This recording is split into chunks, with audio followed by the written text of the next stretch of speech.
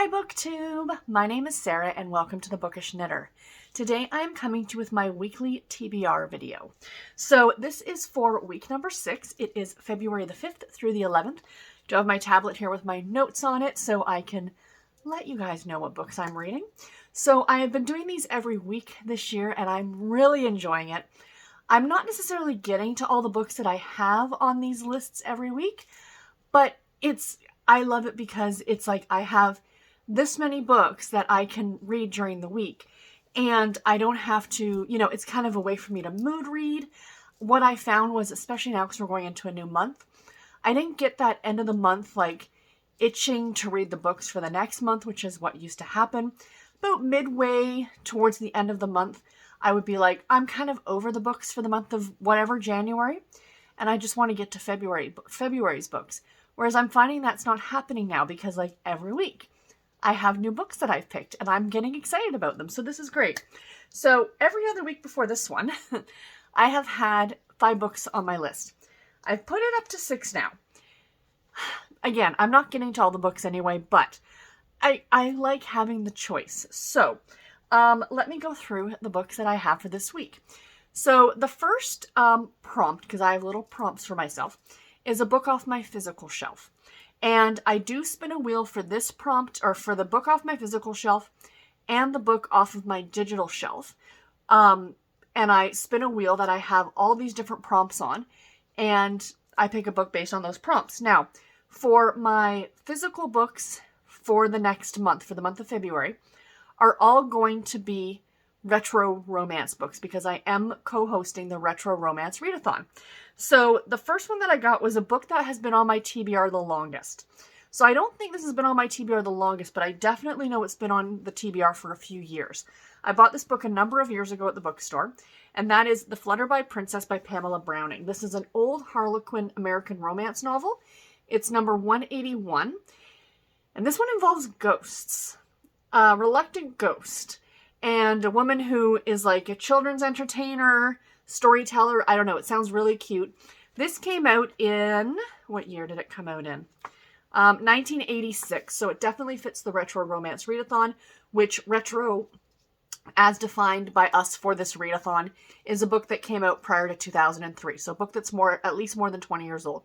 This one definitely fits the bill, so I'm looking forward to it.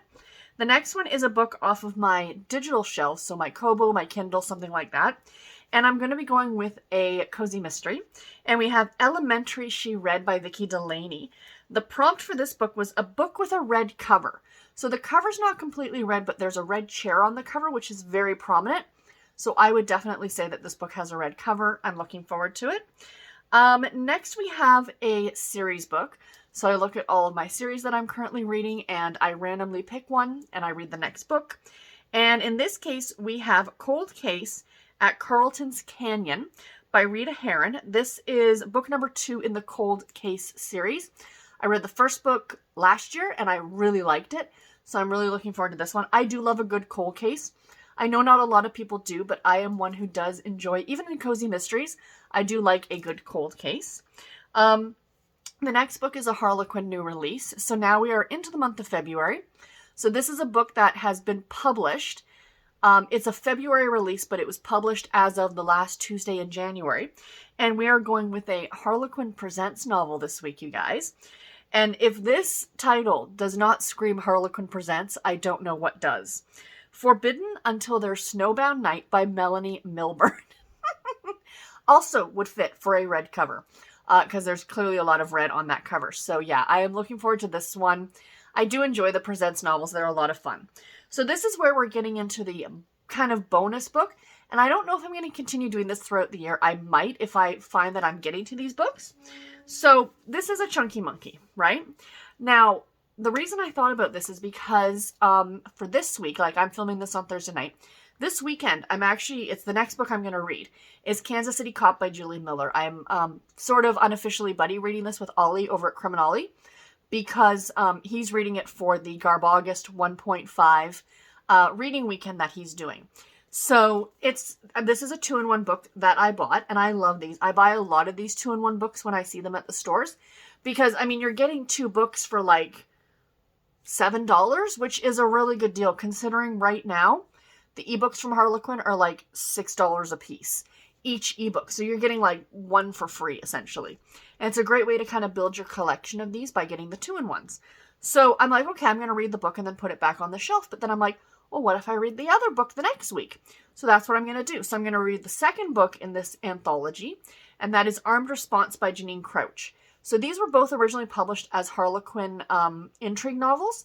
And when I review them, when I read them and review them, I will pop the original covers up so you guys can see, but I will be reading them out of this edition. Like I said, I have a lot of these 2-in-1s on my shelves, so maybe every other week I'll pick a new one, and then over the 2-week period, I'll read one book one week and one the other. That might be kind of fun to get through some of these. So yeah. And I also own a lot of these digitally on the Kindle and Kobo and stuff like that too. And then the last book I want to share with you guys, of course, is my throwback book. We're going back to Sweet Valley, and we're going with a Sweet Valley High, Rags to Riches by Francine Pascal. I believe this is one where Bruce finds out he's got a cousin who's got like there's a kid named Roger in school. Like, they kind of, the one thing I liked about the Sweet Valley books, I thought it was kind of very soap opera-esque, is that the books before would talk about the next book and kind of give you like something that's going to happen. So like one would definitely start leading into another, not a cliffhanger per se, but I think you know what I mean. And this one, there's a character named Roger who is very poor. They talk about how poor he is quite a bit in the books. And then I think his mother dies or comes close to dying. And they find out that he's actually part of Bruce Patman's family, whom Bruce is, of course, anyone who also read Sweet Valley High knows one Bruce one. Is it a Corvette? His very fancy car. That's his license plate, one Bruce one. And so he's the richest boy in school, that he's now part of his family, kind of an idea. So yeah. Anyway, it's going to be a fun one. I do like them. So those are the books that I have to read this coming week, you guys. Let me know in the comment section below, have you read any of these and what did you think about them? And what are you planning on reading in the coming week? And until my next video, everybody, take care and happy reading. Thank you all so much for watching. Bye, guys.